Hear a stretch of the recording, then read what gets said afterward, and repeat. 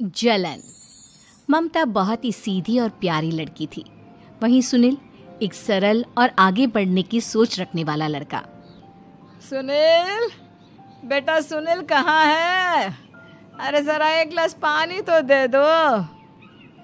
हाँ माँ, अभी आया। क्या माँ, पानी तेरे सर के पास ही तो रखा है।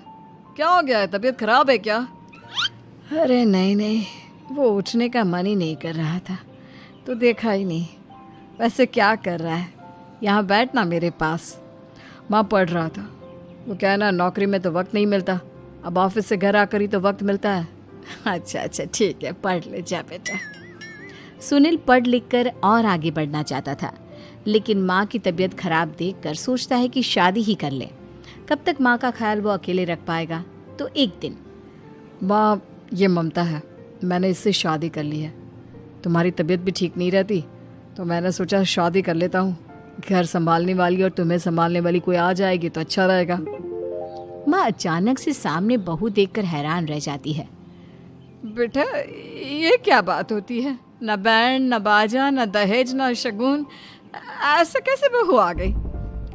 माँ तू तो जानती है, मैं नौकरी के साथ पढ़ाई कर रहा हूँ, तो कहाँ से इतना पैसा बचा पाता कि धूमधाम से शादी करता। वैसे भी माँ, लोग तो आकर खाकर निकल जाएंगे, इसलिए बस वैसे ही।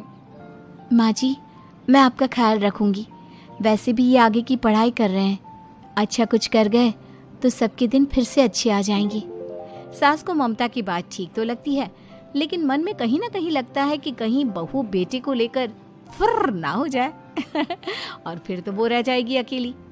बेटा देख, मेरा जो कुछ भी है वो सुनील ही है, और सुनील का भी अब इस दुनिया में मैं ही हूँ और कोई नहीं। क्या सुनील? बिल्कुल माँ, लेकिन आज से ममता भी मेरे जीवन का अहम हिस्सा है, जैसे तू है। सास को बड़ा बुरा लगता है कि उसकी सल्तनत में कोई और हिस्सेदार कैसे हो सकता है। कैसे कोई और उसके 30 साल के बेटे की जिंदगी में अचानक से आकर बराबर का हिस्सेदार बन सकता है। देख बहू, मैं भले थोड़ा बीमार रहती हूँ, लेकिन इसका मतलब यह नहीं कि घर की चीज़ों में मेरा कंट्रोल खत्म हो गया है। मैं आज भी इस घर की रानी हूँ, समझी? बेटा सोचता है कि ये माँ को अचानक से क्या हो गया।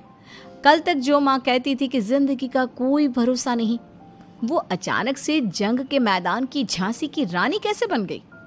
माँ क्या हो गया है? सब ठीक है ना? अचानक कैसी बात कर रही हो? ममता का आज पहला दिन है, स्वागत करो उसका।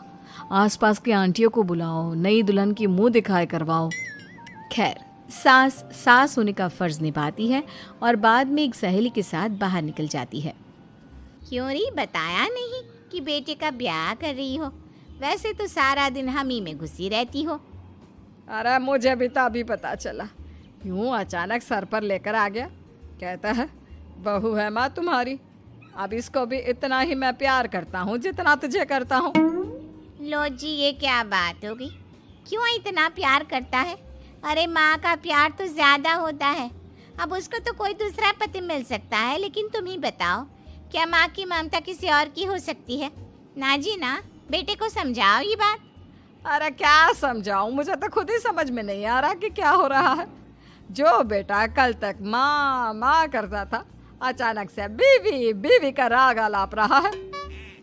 देखा, उसकी बीवी ना सुंदर और जवान है। सुंदरता के आगे तो एक से एक नहीं टिके, तो तेरा बेटा किस खेत की मूली है? सास को भी समझ में आ जाता है कि बहू की सुंदरता के आगे माँ का प्यार किसी काम का नहीं। उधर बीवी, ए जी, अम्मा जी सहेलियों को छोड़ने गई थी, अभी तक आई नहीं, हम देख आए क्या? अरे रहने दो ना, आ जाएंगी। कहाँ जाएगी, उनकी आदत है, एक बार जाती है तो पूरी पंचायत खत्म करके ही आती है। अच्छा ही है, खाना वाना खा कर गई होगी। छोड़ो ना, घूमेगी तो खाना पचेगा, नहीं तो ऐसे ही खाट पकड़ लेगी। बहू भी शांत हो जाती है। उधर सास सोचती है कि आज थोड़ा देर से ही घर जाती हूँ, जब बेटा परेशान होकर ढूंढेगा तब मजा आएगा। बीवी को खुद ही पता चल जाएगा कि माँ के आगे उसकी दाल नहीं गलेगी। लेकिन वहीं दूसरी ओर घर पर, ए जी, माँ जी अभी भी नहीं आई, हमको तो घबराहट हो रही है कि क्या करें, जाकर पता करें किसी के घर। अच्छा, कहाँ जाओगी ये भी बता दो। पहला दिन है तुम्हारा इस घर में और एक ही दिन में मोहल्ला छानोगी क्या? हाँ, तो आप भी तो नहीं जा रहे हैं ना, हमको फिक्र हो रही है। अरे यार, ये रोज का है अम्मा का, खाओ और सो जाओ। बस फिर क्या था, बेटा बहू खाना खाते हैं और कमरे में सोने चले जाते हैं। उधर जब सास को कोई देखने नहीं आता तो वो हार कर घर आ जाती है, जहाँ वो देखती है कि सारे घर की लाइट्स बंद है। सास को गुस्सा आता है, बहू, ममता बहू कहाँ हो? लेकिन सारे दिन की थकी बहू को ऐसी नींद आती है जैसे किसी ने भांग की गोली खिला दी हो। वो तो नहीं उठती। उठकर आ जाता है बेटा। अरे क्या बात है अम्मा, काहे चिल्ला रही हो? अरे सो जाओ ना, सुबह की थकी है बहू, वो सो रही है। जोर से बोलोगी तो नींद खुल जाएगी उसकी। माँ को गुस्सा आ जाता है।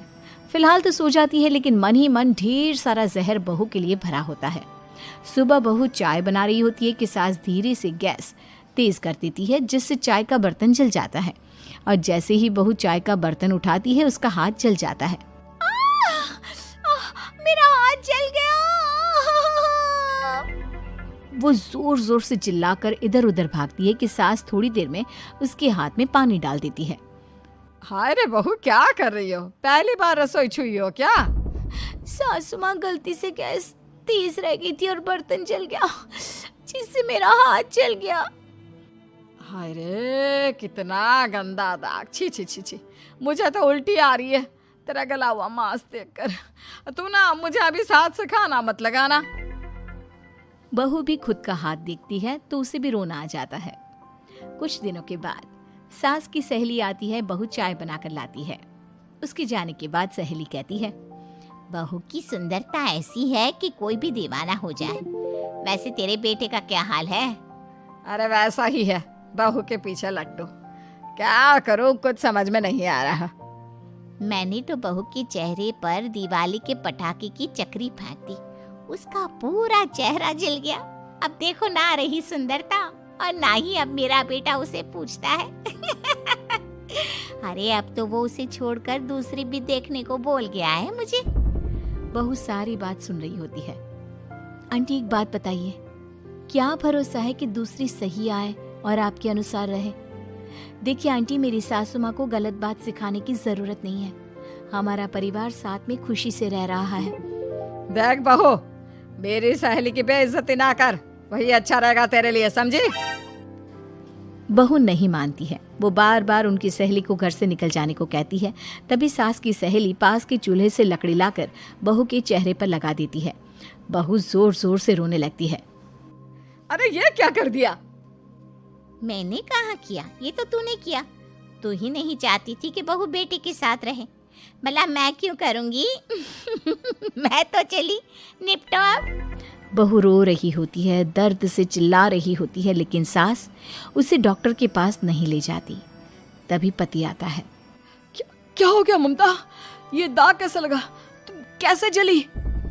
ममता कुछ नहीं कहती, बस दर्द से करा रही होती है। पति माँ की तरफ देखता है। हो ना हो माँ, ये पक्का आपका काम है। आप ही ममता से जला करती थी ना। देखना माँ, अब पुलिस आएगी, केस बनेगा, लेकिन पहले मैं ममता को अस्पताल लेकर जा रहा हूँ। सभी अस्पताल जाते हैं, जहाँ डॉक्टर ममता की सास से कहते हैं, आपने तो नहीं जलाया ना बहू को? अब ममता की सास के तो पसीने छूट रहे होते हैं। वो घबरा कर कहती है, ना ना डॉक्टर साहब, कैसी बात करते हैं? हम क्यों जलाएंगे अपनी बहू को? डॉक्टर ममता के पति से पूछते हैं। देखिए, क्योंकि ये ससुराल में जली है तो मामला पुलिस का बनता है, तो आप पहले पुलिस को बुलाइए, तभी इलाज पूरा होगा। सास डर जाती है कि अब तो बच्ची जिंदगी जेल में ही रहना होगा। रहने दीजिए ना, पुलिस को क्यों बुलाना? सारी हंसी खत्म हो जाएगी जब पुलिस के डंडे पड़ेंगे। बहू को जलाना भले ही बहुत आसान हो, लेकिन उसके बाद सारी जिंदगी जेल की हवा खाना। सास डर जाती है। पुलिस आती है। पास लेटी दर्द से करा रही ममता स्टेटमेंट देती है। तो क्या हुआ था? कैसे जली आप? ममता पास खड़ी सास को देखती है। बेटी बताओ, कैसे जल गई तुम? ओए, काका का किरण वाली शाहरुख, चुप, बिल्कुल चुप। सास चुप। सभी इंतजार करते हैं कि ममता क्या बोलेगी। जी मैं खाना बना रही थी, लकड़ी उड़कर मेरे ऊपर गिर गई और मैं जल गई। सास बहू की बात सुनकर रोने लगती है। देखा माँ, कितनी समझदार है ममता। ये चाहती तो, हाँ बेटा, ये चाहती तो मैं आज जेल में होती। मुझे माफ कर दे, मैं आगे से अभी कभी ऐसा नहीं करूंगी। बहू के साथ मिलकर रहूंगी, मुझे माफ कर दे।